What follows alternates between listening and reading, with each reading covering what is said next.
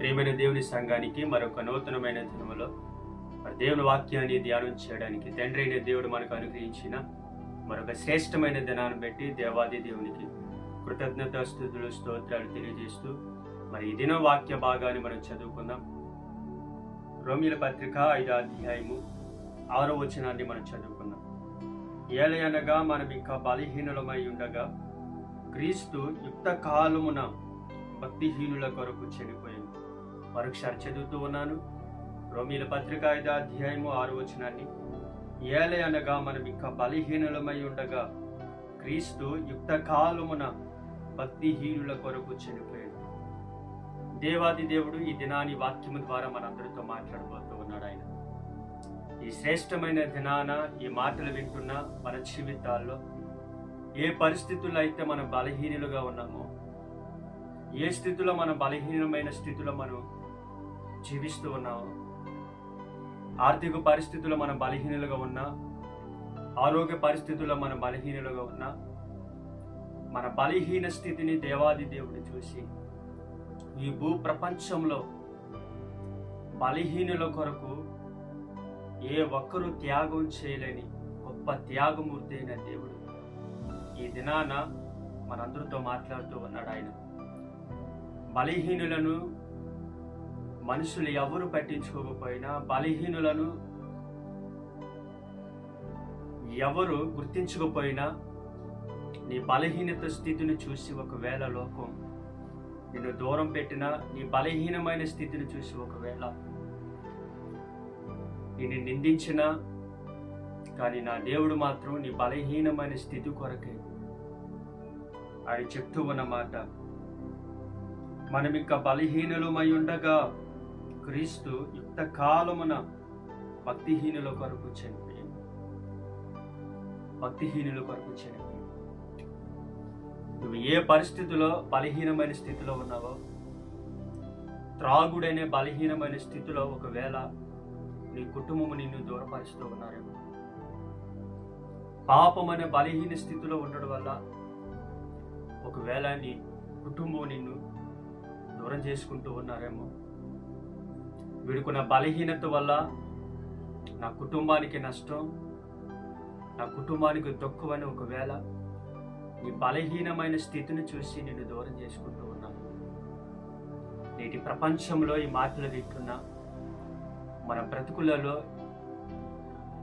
ఒకవేళ ఏ బలహీనమైన స్థితిలో మనం ఉన్నామో, ఈ బలహీనమైన స్థితిని మనుషులు చూస్తే మనల్ని ఎవరు పట్టించుకోరేమో అని ఒకవేళ నువ్వు కృంగిపోతూ ఉన్నావేమో, ఏ అలవాట్ల చేత నువ్వు బలహీనుడు అయిపోతూ ఉన్నావో, ఏ పరిస్థితులు బట్టి నువ్వు బలహీనుడు అయిపోతూ ఉన్నావో, ఒకవేళ అపవాది నిన్ను బలహీనం చేయాలని నీకు దీని మీద ఆశ చూపించి నేను బలహీనపరుస్తూ ఉన్నాడేమో,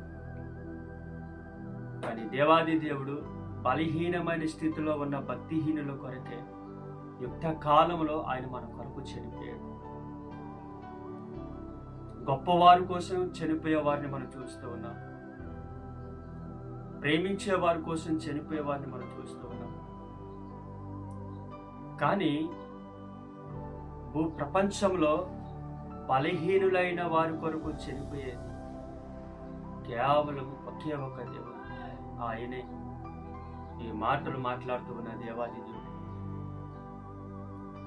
యేసు ప్రభుల వారు శిలువ మోస్తూ ప్రయాణమై వెళ్తూ ఉండగా, యేసు ప్రభుల వారితో పరిచర్య చేసిన పేతురు ఒక చిన్న పాప దగ్గర 3 సార్లు బలహీనుడైపోయాడు. ఎందుకు బలహీనుడైపోయాడు?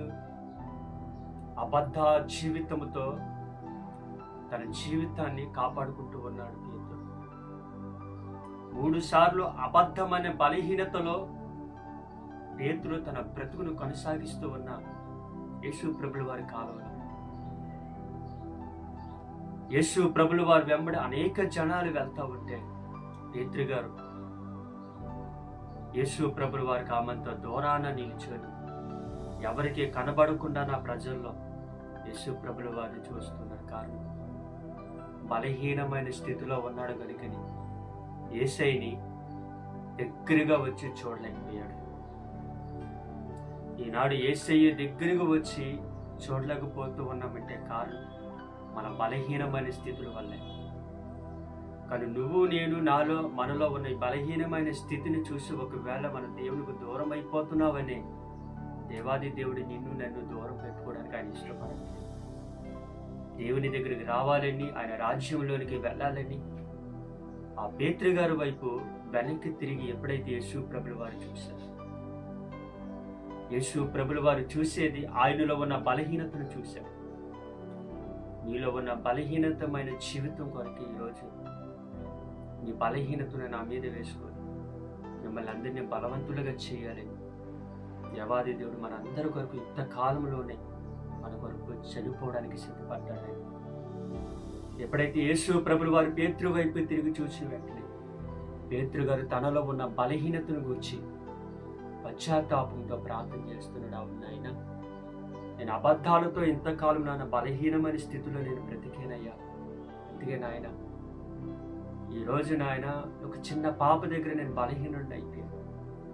నేటి దినాల్లో ఈ మాటలు వింటున్న మనం కూడా ప్రతి చిన్న పరిస్థితికి మనం బలహీనుడు అయిపోతా ఉన్నామంటే కారణం ఒకవేళ ఏ అలవాటులు మన జీవితాల్లో దేవునికి విరోధమైనవి ఉన్నామో అటువంటి బలహీనమైన స్థితిలో ఉన్నవారి కొరకే దేవుడు నిన్ను నన్ను బలవంతుడిగా చేయడం కొరకే కల్వరి శిలువలో నీ కొరకు నా కొరకు ఆయన మరణించాడు. ఆయన ఎప్పుడైతే ఆయన బలహీనమైన స్థితిని చూసి పేతురు గారు పశ్చాత్తాపంతో ప్రార్థన చేశాడు, తన జీవితాన్ని పరిశుద్ధపరచుకున్న తర్వాత, తన జీవితాన్ని బలపరుచుకున్న తర్వాత పేతురు గారు మొట్టమొదటి ప్రసంగానికి 1000 మందిని మార్చడం మనం చూస్తూ ఉన్నాం.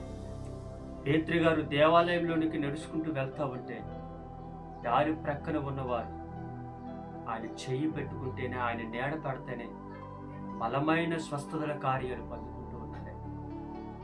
పేతురు గారిని ఆ విధంగా బలపరిచిన దేవుడు మరి ఈనాడు మాటలు వింటున్న నిన్ను నన్ను కూడా బలపరచడానికే దేవాది దేవుడు మన బలహీనమైన స్థితి అన్నిటినీ ఆయన కల్వరి శిలువలో ఆయన మరణము ద్వారా కొట్టివేసి నిన్ను నన్ను పేతురు గారిలాగా బలమైన పాత్రగా, బలమైన కార్యాలు జరిగించేవారుగా దేవుడు నిన్ను నన్ను బలపరిచాడు.